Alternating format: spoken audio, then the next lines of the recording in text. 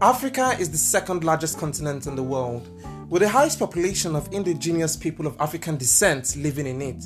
Unfortunately, a lot of African nations are underdeveloped. My name is Ayodiji Saraki, and welcome to SMA Talks. I believe that to find our way into this future we all desire, we have to look back at our history to know the mistakes made and to avoid making such mistakes in our future. But today, with me, to premiere this very first episode of SMA Talks, the podcast, I would be conversing with my friend, my day one, Mubarak Aliyu, and we'll be delving into this topic. Pan-Africanism as a global movement. For those of you who don't know Mubarak Aliyu is currently a postgraduate student at the London School of Economics and Political Science. Mubarak also holds a Bachelor of Arts degree in Political Science from McDaniel College. Yes, in Budapest. So, Mubarak Aliyu, welcome to the show. Thank you very much. It's always good to have you, speak to you, gist with you. Yes, you know how we do it. Exactly, it's a pleasure being here, talking formally. First of all, thank you very much for inviting me on the first episode of this amazing talk, SMA Talks. I am sure this is going to be a great platform for promoting African culture and everything about our continent. Yeah. And I think it's very important that Africans understand themselves for who they are, and I think by talking about the problems we have, then we are already getting closer to solving them.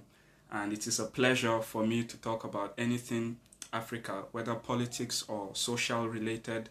I'm down for it. Thank you very much. Yeah, thank you, Mubarak.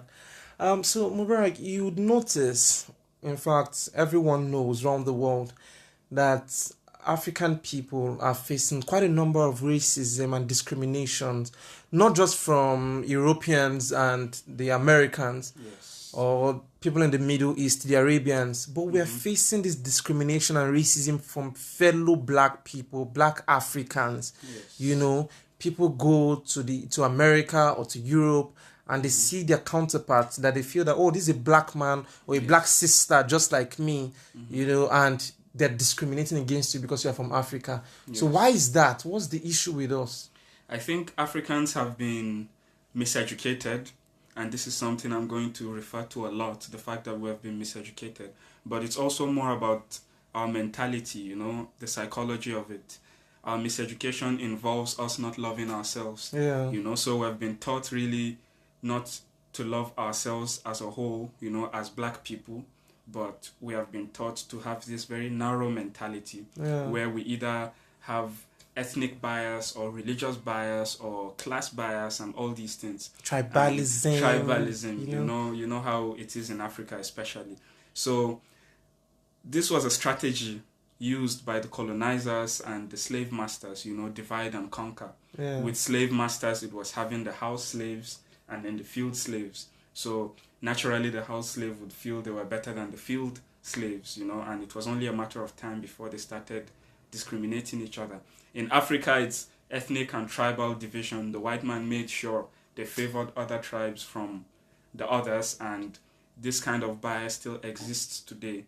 Now, of course, tribal wars are natural in every part of the world. Tribes tend to clash, but I think with Africa, it was propagated by the white man, and we need to get over this mentality. We need to start seeing each other as one, and the one thing that unites us is our oppression, like you said, racism all over the world, from white people, Europeans to Arabs, and even in Asia, we face discrimination everywhere. So we must understand that we are united in our oppression.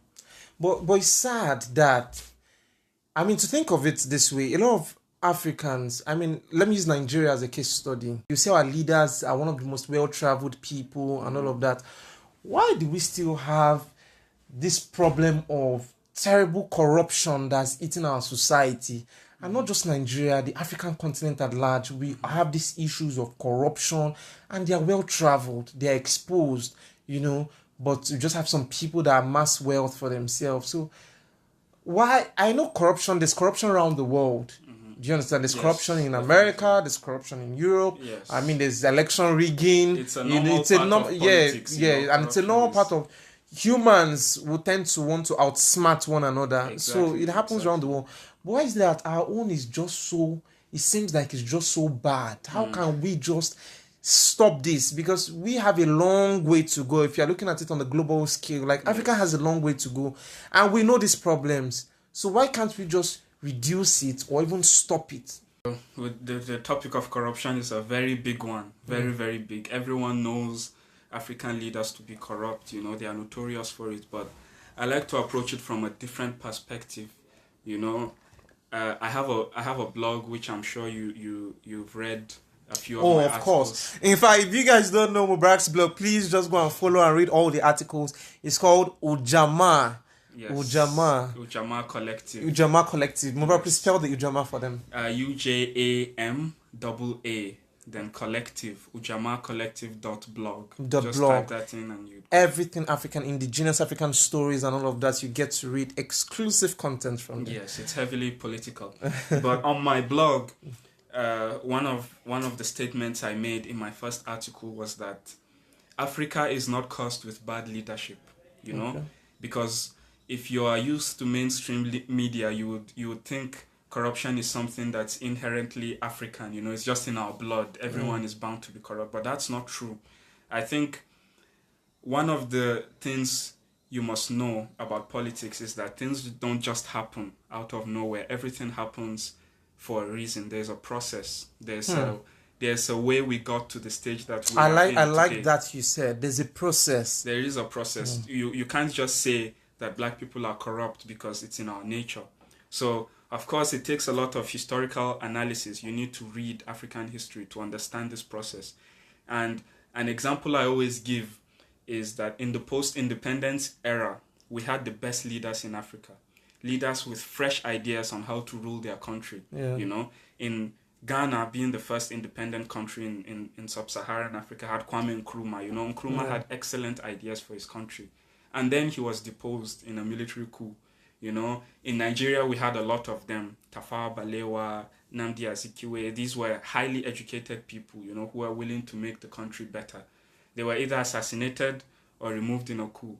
And if you go over to any African country, in Congo, there's Patrice Lumumba, who really wanted to nationalize Congo's resources. But then he was also assassinated. And in Burkina Faso, we have Thomas Sankara. So if you look at African history, you would see that we had leaders who were honest. But then what happened? How come the history is the same in every country you read about? There's a leader who wanted to do good, and then he was either assassinated. Or deposed in a coup. And this is where neocolonialism comes in. There's a lot of Western influence, Western interests in Africa. Imperialism. Imperialism. Thank you very much. Imperialism is the perfect word, actually, because imperialism is different from colonialism in the sense that they don't directly come to say this is our land. Exactly. Imperialism just has to do with interference. Whitewash it. Exactly. So the imperialists in Europe were not happy with the new Africans who mostly wanted to be socialists. Their agendas fit into the category of socialism. And again, this was in the middle of the Cold War. So the West were heavily at alert to make sure communism doesn't spread around the world. So on one hand, there was the so-called containment of communism. And on the other hand, there was imperialism, where they didn't want us to have control of our resources. So you would see that corruption began when the Westerners assassinated or sponsored coups that removed our honest leaders. So when these honest leaders were removed, they were replaced with the corrupt ones, the ones willing to give the Westerners whatever they wanted. Because they would enrich themselves this way.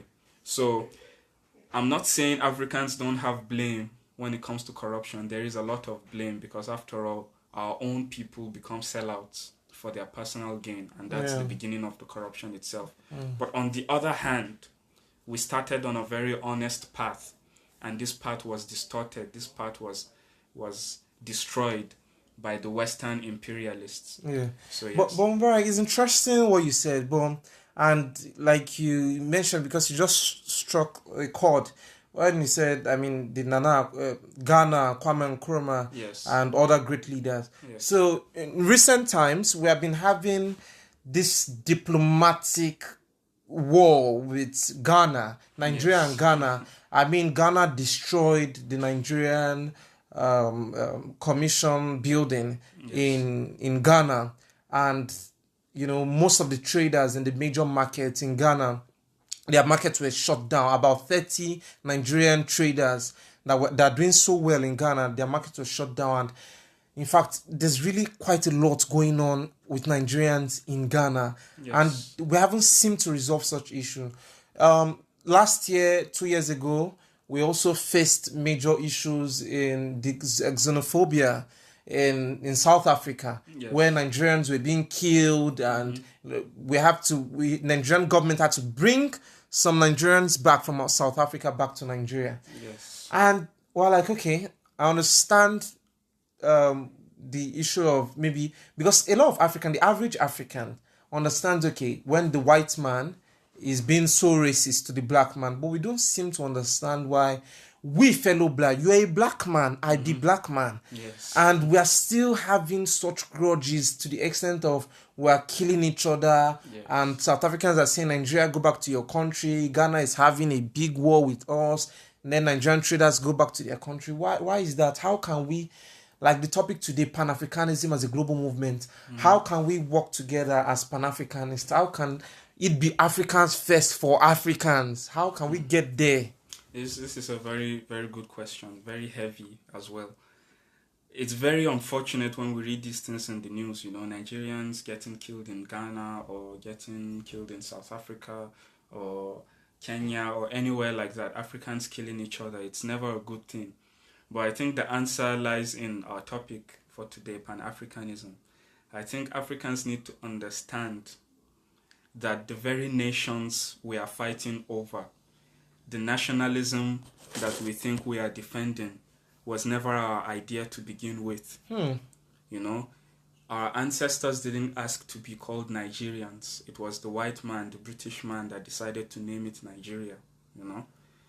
Our ancestors didn't ask to be called Ghana or the Gold Coast, as they called it. Yeah, Gold Coast. The map was drawn by these Europeans. Arbitrary borders exactly were created. So again, Africans need to look back at history and think, are we really fighting over European ideas, or are we fighting... I'm sorry to cut you, like Chimamanda Ngozi Adichie, which amazing writer, African writer, not just African, because she doesn't like to streamline herself, but she's a great writer.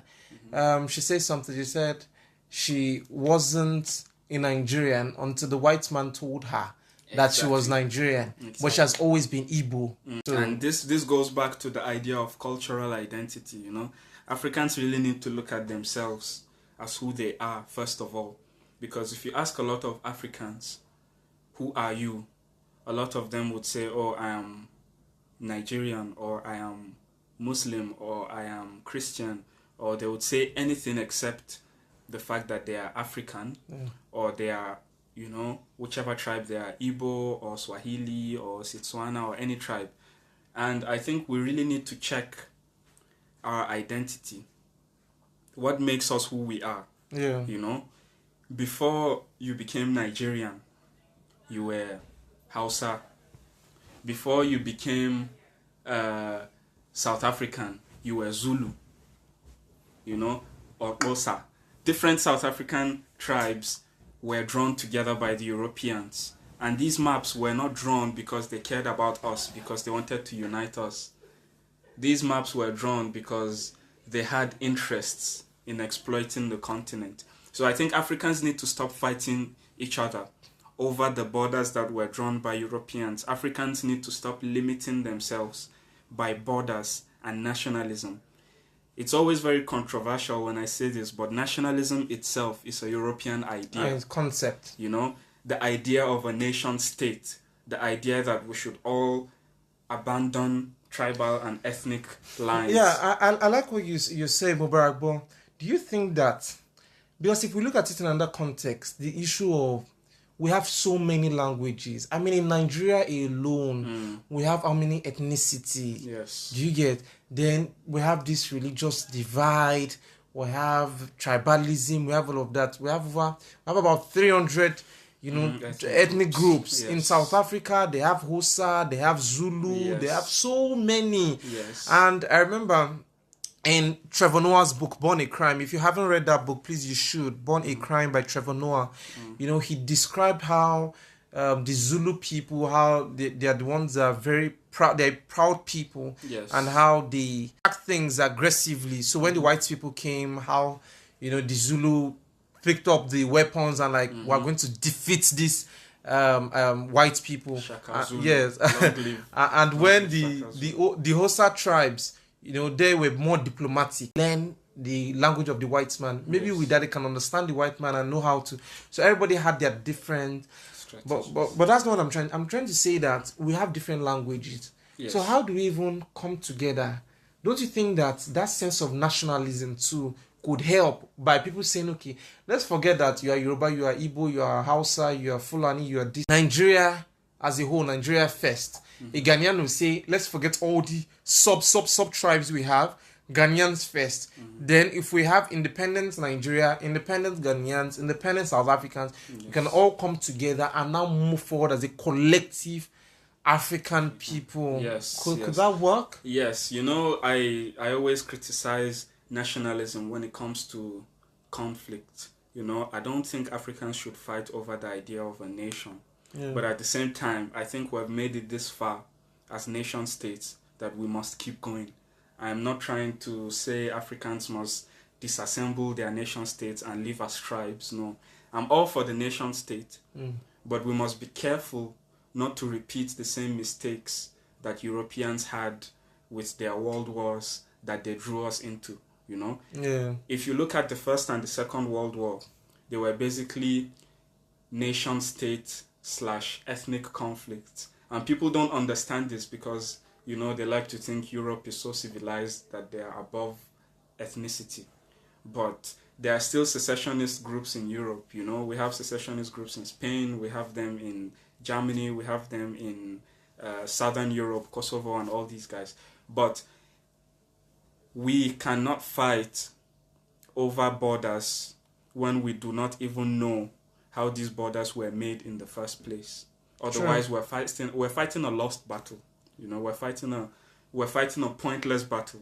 And with the point you made about ethnic groups being so diverse and how can we unite, again, like I said earlier, we must understand that the only thing that unites us first and foremost is that we're all Africans. We're Sure. all black. Yeah. And what it means to be black is that we have all gone through some history of oppression in the form of slavery, oppression in the form of colonialism. In West Africa, it was slavery from the Europeans, coming to take people across the Atlantic. From East Africa, it was the Arab slave trade, which people don't like to talk about for some reason. And people don't really read about the Arab slave trade, but I encourage you to check what happened in East Africa, around Tanzania and what's the name of this island? Next, Zanzibar. Okay. Zanzibar was the main island for Arab slaves. And I think if we understand this history that, okay, every one of us has ancestors that have gone through either slavery or colonialism, then we must unite to now start to decolonize the continent. We need to decolonize our nations. We need to decolonize our education. Yeah. We need to decolonize, more importantly, our mentality, Mubarak, thank you for taking us there. I like when you said education and our mentality. Education, a lot of Africans I've discussed with a lot of people. I've had the privilege to speak with a lot of people, and a lot of Africans do not know African history. They don't know African history. And to give you a case study, like in Nigeria here, they don't do history in secondary schools. Yes, we don't know our history. sad. The average person, and that's why the mentality of, you want to have a lighter skin, you want to bleach, you want to go and do surgery to look like this, to look like this, to look like that. I mean, because you don't know your history. You don't know that you are a king and you're a queen. Yes. They actually want to be like you. Exactly. If you listen to Amber Rose, that a lot of people are looking at the American star, Yes. Amber Rose. You know, I listened to one of her interview where she said when she was younger in secondary school, she actually wanted to be black because she's black. Yeah, but her skin, she has a light skin. She can actually pass for white because of the kind of skin she has. And she always cried then because she actually wanted to be black because of how black. And we're in a state where, right, a lot of people want to bleach their skin because they don't even know the real story. You don't know that civilization started from Africa. Thank you. You don't know that human beings started. Africa is the bedrock of the evolution of man. It's from Africa they left. Yes. Nobody was originally white. There was nothing like white. Yes. It's climate change and the weather over there that made them white over the years. Thank you. So I know a lot of listeners will be wondering that what is this guy saying? But don't worry. Before we round up the show, I would recommend some books to you that you can read. Yes. But to just quickly complete what I'm saying, when they started living here and traveling, okay, a good example is just like the monkeys in Gibraltar. You know, when the monkeys, because of Gibraltar is just on the edge of Spain and it's close to Africa too. When the monkeys started to go there, they used to have a long tail. You know, but because of the climate change there and the weather there, over the years, as soon as the more they gave birth, the monkeys gave birth, their tails froze and they didn't have tails anymore. So they started giving birth to monkeys without tails. Yes. So that's the same thing when origin of man started in Africa and they began to migrate, you know, to other parts of the world. They adapted. Yes. A good example, you look at your surrounding, there's a lady or a man around you that you know that this person is very yellow, what we normally call yellow pawpaw. Yes. Imagine such person, right, migrates to maybe a Canada or Alaska, for example, over the years and start giving birth over the years. Their hair already will adapt. I mean, if you look at the Fulani people of Nigeria, look at their hair, how long and beautiful it is. If you look at some Igbo, look at how yellow their skin are. So if you migrate over the years, and your body will change and it will adapt. Yes. Mubarak, can you expatiate on that? This is my favorite topic actually. When you mentioned the fact that a lot of things started and originated in Africa, because again we have been miseducated to think we are inferior. But let me give you a few examples. Most of these examples offend people because it goes against what they have been taught. So if you are offended by this, I suggest you go read a book or do your research. So let's start with the idea of man, the first Homo erectus. Scientists named her Lucy, right? She was found around East Africa and confirmed to be the first Homo erectus, which is the normal man we know today, the Homo sapien. And then further down history, the first civilization in the world, was Egypt. Egypt was right here in Africa. Ancient Egyptians were black, but somehow European archaeologists and scientists make it look like Egyptians were some kind of different race. Exactly. Like, why do they think most of the statues in Egypt, their nose are chopped off? Broken. Exactly. When I talk about the broken noses, people think it's a huge conspiracy, but it's not. It's not a conspiracy. It's a simple fact. Scientific racism exists, and they try to eliminate anything that shows signs of African civilization. So they try to make it look like ancient Egyptians just, landed from the skies and formed their own civilization. But most of them were people who migrated from nearby Kush, which is modern day Sudan, and they came from all around Africa and migrated towards the Nile River. It's normal within history that people who live along the river tend to prosper more. So all the kingdoms along the Nile, from Kemet, which we now call Egypt, to Kush, were full of black Africans, But Europeans make it look like Egyptian civilization was kind of mixed at best. If they must describe who Egyptians were, they would make it look like they were mixed between Greeks and some other Europeans and somehow Africans. But ancient Egypt was black. that's a huge topic on its own, but let's move on a bit now to other aspects of civilization. The Greeks learnt a lot about mathematics and geometry from ancient Egypt, you know. Ancient Greeks were coming to Egypt to learn geometry. As you know, the pyramids of Egypt are so well made that people believe aliens constructed them. Again, this is part of racism.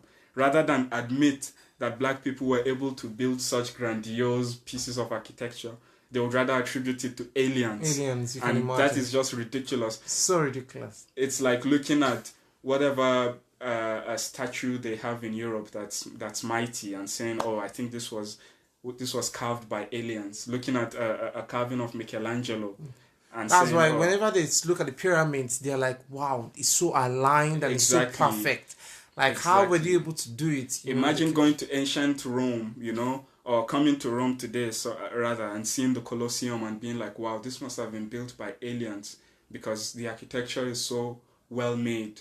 Now, we must understand that the pyramids were made at least 2,000 to 3,000 years before the Romans started constructing anything. So, again, ancient Egypt contributed to modern knowledge, geometry and architecture and mathematics. But let me give one more example that's the most controversial. First of all, Jesus was not white, you know. True. I mean, it's the fact. It's a fact. It's a fact. Secondly, there are 0 white characters in the Bible. No single character in the Bible was white. Yeah. Jesus is an African. These people... do your research. Do your research and you'd see that Jesus grew up, you know, in North Africa. Yeah. But they don't talk about this, you know. They talk about when Jesus was born and then the rest of the history is skipped. And that's why most of the idols, they are, because you look at them, if they were black, if Jesus was painted his real color, and at best, it looks like Arabian, but not white. He's not white. So that's it. To put that idol in our mind that Jesus is white, mother of Jesus white, all of them white. So automatically you just see a white person and begin to worship them. Exactly. Because even in Nigeria here, we are still racist to each other. Exactly. You know, your fellow black man is with you. A white man lands from the airport and is around here. And you start to treat him like he's more important than your fellow black man. I mean, this is in Nigeria here. There was a restaurant in Lagos, a Chinese restaurant that discriminated against black people in Lagos. Within our country. Within our country in Lagos. You see. So these are part of what we experience. And Africans are so accommodating. Nigerians are so accommodating that wherever foreigners come, we open our arms. And I suggest... Probably that's why we were easy to colonize and all of that, because we are so accommodating, we have big hearts, you know? and welcoming. You know, when the Europeans brought Christianity to Africa, the Belgian king at the time told the priests that when they reached the Congo, they shouldn't just preach the idea of God to Africans, because Africans already knew God, you know? We knew right from wrong. They should preach particularly parts of the Bible that talk about selflessness, you know, and turning the other cheek, and, you know, being your brother's keeper and things like that make you non-violent, you know. So that way it was easy to colonize them. To colonize and rape our men and women. And if you check every African language, every single African language has a word for God, you know. Yeah. Absolutely. Unique word, not a European, you know, influenced word, but there's no single African word for Jesus. So I think you should also think about that. We have had encounters with God, but it just was whitewashed in the form of European Christianity. Now, I'm not against Christianity. If you want to be a Christian, that's totally fine as an African, but you need to really research Christianity for yourself, not what the white man taught you. The purest form of Christianity today exists in Ethiopia, you know, where they believe that the Queen of Sheba actually was from Ethiopia, and she was. And the former emperor was a direct descendant of the Queen of Sheba, who was the wife of Solomon. But my biblical knowledge is limited. I wouldn't go into all this. All right. So, Mubarak, if a young person is listening to you now, or not just a young person, adults, anyone that is really interested in Africanism and the movement, Pan-Africanism as a global movement. Yes. How do you think they can go about it individually? How do you think I can be a better Pan-Africanist? What do you think I can do that, okay, like Akon, for example, is doing quite a bit in his own capacity. Yes. I mean, look at the city. He's building a city, you know, in Senegal. Yeah, and he's really trying. A lot of other people are rendering their help, their support, whether with their voice. Oprah Winfrey, she's doing quite a bit by always projecting and talking about our stories. And over the years, she has used her show, over 100 episodes, to talk about African and how to end racism and all of that. So other people are trying to do their best in whatever capacity they can. But how can people in diaspora, for example, now, apart from always advising them that, okay, you have to come back, because I think that's one of the major things Africans in diaspora have to do. You have to come back to develop Africa. For sure. Because I'm not against you traveling. If you're in Nigeria, you want to leave Nigeria. If you're in Africa, you want to leave Africa and go to whatever Europe or America to do better things with your life, education, whatever. That's fine. But whatever it is, at the end of the day, you should try and come back to Africa and give back to your society. Yes. That is my belief. So people listening, how can they be better Pan-Africanists? Well, to be a good Pan-African, to be a basic Pan-African, actually, I should say, you must decolonize your mind. That's the first stage. You must decolonize yourself, your mind, your mentality, your spirit. Everything about you must be African, because this is who you are. Now, this is difficult for people to do because, again, we have been miseducated from the beginning to worship foreign depictions of God, to take into account foreign culture whenever we do things. Like in Nigeria, your intelligence is measured by how well you speak English. We need to decolonize our mind to understand that there are intelligent people who only understand indigenous languages, you know, and these people have most of the wisdom that we need as Africans, you know, our grandparents. We need to sit next to them more often and listen to the stories, because again, our history is oral. We can't know ourselves by reading European books. That's the first stage. Decolonize your mind. Understand who you are as an African. Stop living in the image of Europeans. Stop trying to have the best British accent or the best French accent when you speak. Understand that who you are also affects how you talk, how you think, how you do everything. The second stage, if you really want to be a Pan-African and you're staying true to yourself, is to read, you know. And this connects directly to decolonizing your mind. You must read a lot about African culture, about African history. Try to read from Black authors, although there are a few white authors. I would like you to recommend some books they can read. Yes. Well, my favorite book, I think this should be every African's Bible, if I'm permitted to use that analogy, is How Europe Underdeveloped Africa by Walter Rodney. This book is amazing because it begins with African history. You know, he talks about all the kingdoms almost. He talks about from Kush to Egypt to Congo to, you know, Ashanti empires to Ile-Ife and all the different And also, kingdoms. I would like to suggest one more book, The Destruction of Black Civilization. Yes. Yes, you should read that book. You definitely The should. Destruction of Black Civilization.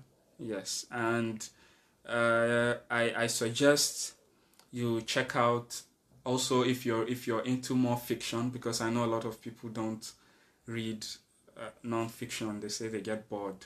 So I think you can also go into fiction that really educates you.